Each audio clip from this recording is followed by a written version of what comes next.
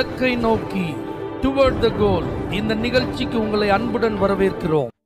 Praise the Lord. ஆண்டவராகிய இயேசுவின் இனிய நாமத்தில் உங்கள் எல்லாருக்கும் அன்பின் வாழ்த்துக்கள். எஸ்தரின் புஸ்தகம் 6ஆம் அதிகாரம் 13ஆம் வசனம்.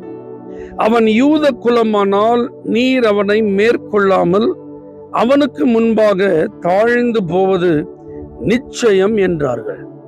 ஆமானை பார்த்து ஒரு அதிர்ச்சியான ரிப்போர்ட்டை அவனுடைய மனைவி, அவனுடைய சிநேகிதர்கள், அவனுடைய ஆலோசனைக்காரர்கள் கூறுகிறத நம்ம பார்க்கிறோம். இதுவரைக்கும் மொர்தெகாயை குறித்த கமெண்ட் அந்த வீட்டிலேயோ அல்லது அவர்கள் கூடி ஆலோசித்த இடங்களிலேயோ என்ன பேசியிருந்திருப்பாங்க?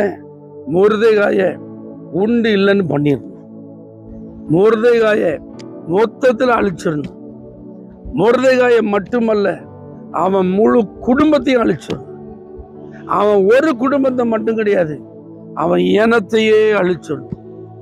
மொர்தெகாய்க்கு நம்ம செய்யறது எல்லாருக்கும் ஒரு பாடமா என்ன செய்யணும் இருக்கணும். இப்படி கோபத்துல எரிச்சல்ல அவனுக்கு சதி செய்ய நினைத்து பலவிதமான சூழ்ச்சியான திட்டங்கள் எல்லாம் வகுத்து பேசிட்டு இருந்த ஒரு டீம் இப்ப சொல்றாங்க, அவன் யூத குலமானால் நீர் அவனுக்கு முன்பாக தாழ்ந்து போவது நிச்சயம். பயந்த நிலையில யாராவது இருக்கீங்களா? எனக்கு ஆபத்து வந்துட்டு என்னை குறித்து இவங்க பேசுறதுக்கு கூடனாலே என்னை அழிக்கிறதுக்கு தான் ட்ரை பண்றாங்க, என் கதையை முடிக்கிறதுக்கு தான் ட்ரை பண்றாங்க, என் வாழ்க்கையை கெடுக்கிறதுக்கு தான் ட்ரை பண்றாங்க, என் வேலையில ஏதாவது ஒரு பாதிப்பை உண்டாக்கணும்னு தான் முயற்சி பண்றாங்க, என் தொழிலுக்கு விரோதமாக தான் இவங்க ஏதாவது செஞ்சுட்டே இருக்காங்க, என் குடும்பத்தை பிரிக்கிறதுக்கு தான் இவங்க எல்லாம் கூடி கூடி பேசிட்டு இருக்காங்க, இவங்களுக்கு நான் எப்போ விழுவேன் அதுதான் அவர்களுடைய எதிர்பார்ப்பார், நான் எப்போ இல்லாம போவேன் இதை தான் அவர்கள் எதிர்பார்த்து வேலை செஞ்சிட்டு இருக்காங்க. இதுவரைக்கும் இப்படிப்பட்ட காரியங்கள் பேசப்பட்ட இடங்களில் இனி பேச போறாங்க. உங்களை ஒண்ணுமே செய்ய முடியாது, ஒண்ணுமே செய்ய முடியாது என்பதை காட்டிலும் இனி நாம ஜெயிக்க முடியாது, இனிமே நாம அவனுக்கு எதிராக செய்கிற எந்த காரியமும் வாய்க்காது, திட்டங்கள் பலிக்காது, நம்முடைய சதிகள் அவனை ஒண்ணுமே என்ன செய்யாது, செய்யாது. இப்படி பேச போறான். இப்படி பேசப்படணும்னா நாம ஒரு மொர்தெகாயை போல இருக்கணும். மொர்தெகாய் தன்னுடைய கடமையில ரொம்ப நேர்மையாய் செயல்பட்டவன். அவன் எந்த விதத்திலும் மற்றவர்கள் கை நீட்டி அவனை குறை சொல்ற மாதிரி தன்னுடைய வேலையில அவன் செயல்பட்டதே இல்லை. அது மாத்திரமல்ல, அவன் தேவனுக்கு எடுத்த காரியத்துல மிகுந்த பக்தியாய் வாழ்ந்தவன். ஆண்டோடைய வழிகளில் நடப்பதிலும் அவருடைய வார்த்தைகளை கை கொண்டு வாழ்வதிலும் மிக கவனமாய் இருந்த ஒரு மனிதன். தேவனுடைய சமூகத்துல ஜெபம் பண்ணின நல்ல அனுபவம் அவனுக்கு உண்டு.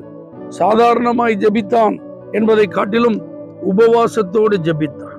தன்னுடைய ஜனங்களுக்கு ஒரு அழிவு என்பதை நினைத்த போது தனக்கு வந்த அழிவாக அதை நினைத்து ரெட்டுடுத்தி சாம்பலில் அமர்ந்து புலம்பிக் கொண்டிருந்த ஒரு தேவ மனிதன். ஸோ இந்த மாதிரிலாம் இருக்கிறத ஆண்டவர் பார்த்ததுனால்தான் அன்னைக்கு அந்த காரியங்களையே அவர் மாறுதலாய் முடிய பண்ணினார்.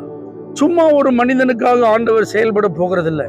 இதுவரைக்கும் பேசப்பட்ட காரியங்களை ஆண்டவர் எதிர்மறையா பேச வைக்கிறார் அப்படின்னா அதற்கு ஏற்றாற் போல நாம இருக்கணும்.